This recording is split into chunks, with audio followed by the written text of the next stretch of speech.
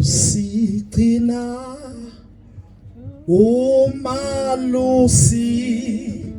siyamazi. Hallelujah. Amen. Oh hallelujah. Amen. Ngiyabingelela kakhulu egameni lika Jesu Kristu waseNazaretha. Amen.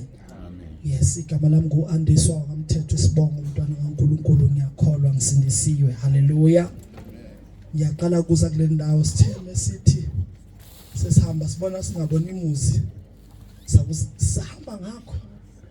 Ngabona hayi cha, uma ngabe siphuma sithi hayi nayo imizana embala. Hayi sasondela ngathi hayi kushuthi mhlawumbe sigcina sifikile. Amen. Kukude bazalwane la. Amen. Hayi cha sisendaweni ekude kakhulu. Siyabonga mfowethu ukusikhipha la sijwayele khona usise la singajwayele khona. Amen. Siyambonga kuKristu, ngiyabingelela baba umfundisi umpostoli egameni lika Jesu nomama egameni lika Jesu. Amen. Bazalwane sibambisene noma Mkhumalo, ngizothi nje nami kabili kathathu aphinda aqhubeka aqedele egameni lika Jesu. Amen. Inkonzo yami ke engiyenza kakhulu ukuhlabelela egameni lika Jesu. Amen. So ngizothi nje kafishane ngiphinde ngithi amen, ngikukhumbuze ukuthi inkonzo yami ngiyikhonzile, ngiyayithanda. Amen. Hallelujah. Hallelujah. Sikhona kodwa emcimbini. Futhi basekhona nabazongena la. Ngibona abahleli kude lapha ya kunendawo eningi. Ngiyacela nize nisondele. Nihleli kude kakhulu kanti indawo ikhona. Ngiyacela nisondele lapha emuva nje. Ngiyacela egameni lika Jesu. Uyisimanga lo Jesu phila kimi.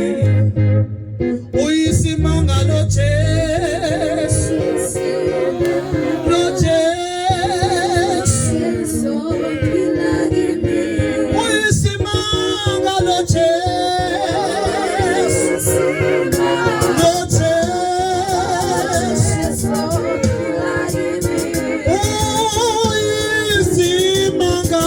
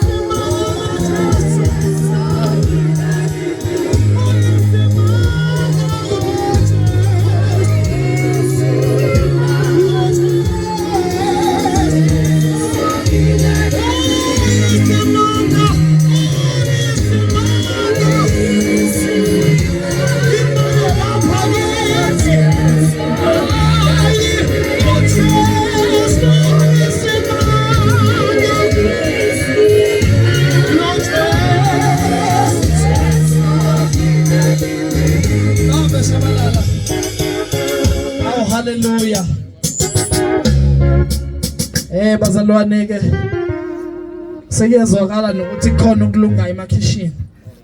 So ngeke nje sibambezelane ngempela. Amen.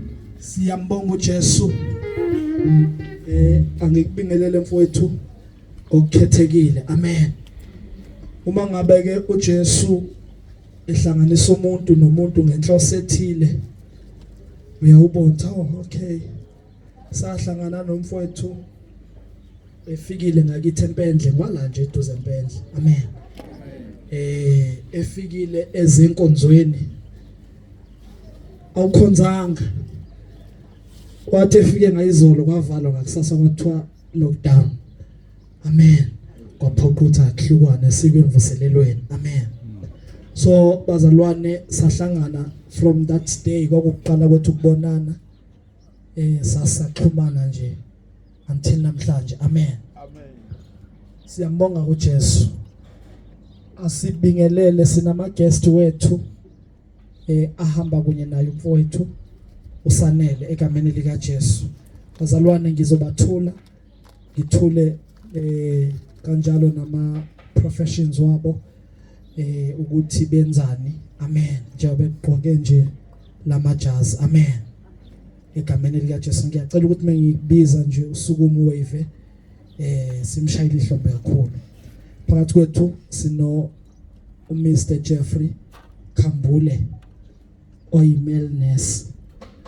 Amen. Simshayile ihlombe likhulu egameni lika Jesu. Siyasijova le ndoda. Yasijova. Indoda nesibindi esijovayo. Amen. Eceleni kwakhe sibe no Mrs Goge othisha aphakame simshayile izandla egameni lika Jesu.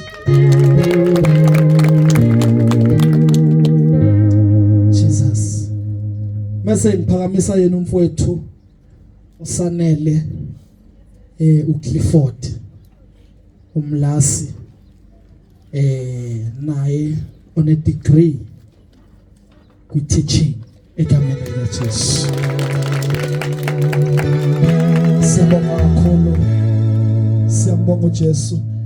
Ubaba esakhuluma indaba eBicycle shothi wayifaka lento akazithanda imoto.